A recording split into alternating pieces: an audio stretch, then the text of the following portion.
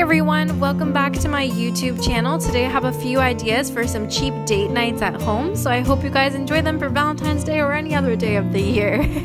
My first idea is to cuddle up on the sofa and to watch a fun movie or TV show, whether you are watching a comedy, which is hilarious, of course, or a horror movie, or a chick flick, or even a sports film.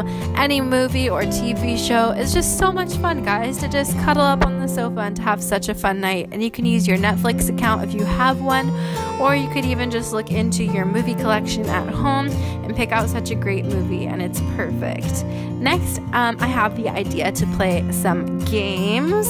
So here we are playing our PlayStation, but of course you could do board games as well.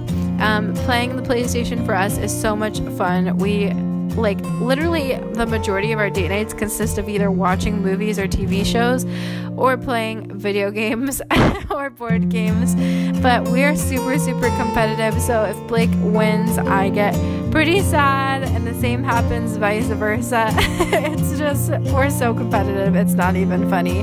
But this is one of our favorite games to play. It's called Trivial Pursuit Live, and I think we bought this on the PlayStation for like $15, I want to say.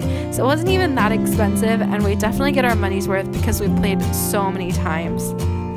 And it has a lot of different categories and a lot of different questions that you can play.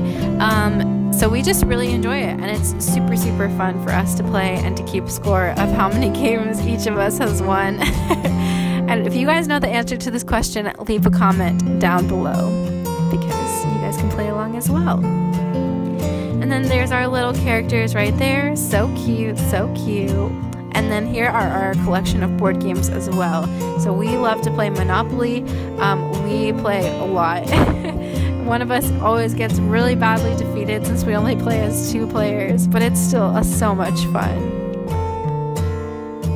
And then the last idea I have for you guys is to cook together, and I have a recipe for you actually. So today we're going to make flatbread pizza. So start by preheating your oven to 425, and then you are going to want to start cutting an onion. So we just got a little medium-sized onion, kind of small, but whatever you like on your pizza, your preference. You're going to combine that with some olive oil and a pack of mushrooms in a skillet on medium heat. Then you're going to want to dice a little, what is that called? A little piece of garlic? I forgot what it's called. And then add that to your mixture in the skillet. And here we are just cooking away, having so much fun. Honestly, guys, I thought this idea was so cheesy at first, but it's so much fun to sit together in the kitchen and to just cook and talk. You can even get some snacks while you're cooking. It's just really enjoyable, and it saves you the money of going out, and also you get to be so proud of your creation in the end. And I promise this pizza is something to be proud of because it is very delicious. I'm just saying. And then next you're going to take a little bowl and you're going to add some olive oil, maybe add some thyme if you would like. So Blake is just basically breaking apart pieces of the thyme and adding it into the mixture. And this is what we're going to be putting on top of the flatbread pizza. And so now you're going to add some oregano. You're going to want to mix it on up. And then once you are finished stirring that all together, you are just going to want to start putting it onto the pizza. So Blake and I, are actually Blake, as you can see here, just poured the mixture on and just spread it all over. It is really good because it basically gives the crust a lot of flavor before you add the sauce. So it adds so much taste and so much flavor to your pizza. So definitely put as much or as little as you want. And you can even add some of your own seasonings as well if you think of some others that would be really delicious on this pizza. So we just kept coating it and kept putting some olive oil until the entire crust was covered. And then once you're finished with that, you're going to want to get some sauce. So we got the portobello mushroom sauce, but of course you can use whatever one you want. And yes, guys, I know you're supposed to use pizza sauce, but I like using pasta sauce better because it usually has more flavor. So that's what I did here. And that is what Blake is spreading all over our flatbread pizza. And of course, you guys, you can put as much or as little sauce as you want because that choice is really up to you. but we like a nice medium amount on our pizzas, and that is basically how much we put on top.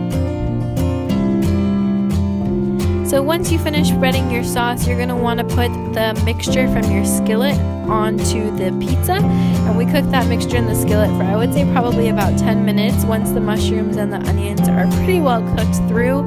And then you're going to want to get sun-dried tomato garlic, and you're just going to put that on top as well. So we did it basically by putting dollops and then spreading those dollops all around on the flatbread pizza, and it just gave it so much extra flavor before you put on the next ingredient.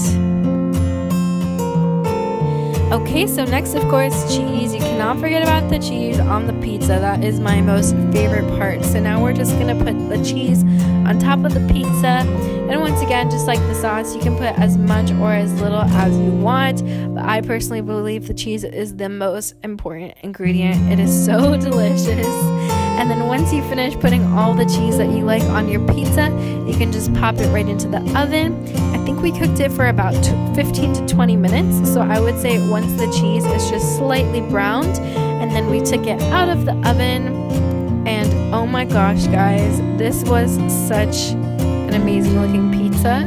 I was very obsessed when it popped out of the oven. And then Blake is here, he's just cutting the pizza. We cut ours into little squares, but you know, whatever works. You could do triangles or rectangles or octagons or hearts even for Valentine's Day. Whatever floats your boat. And there's our pizza. And of course, Blake's gonna give us a nice taste test right here. Will he like it? Will he not? Oh, he likes it, guys. Great news. Great news. It's fire. It's fire. And then I'm gonna try it as well. Oh, I think I'm gonna drop some cheese. Anyway, guys, thanks so much for watching. Be sure to tune in next week, and I will see you soon. Bye!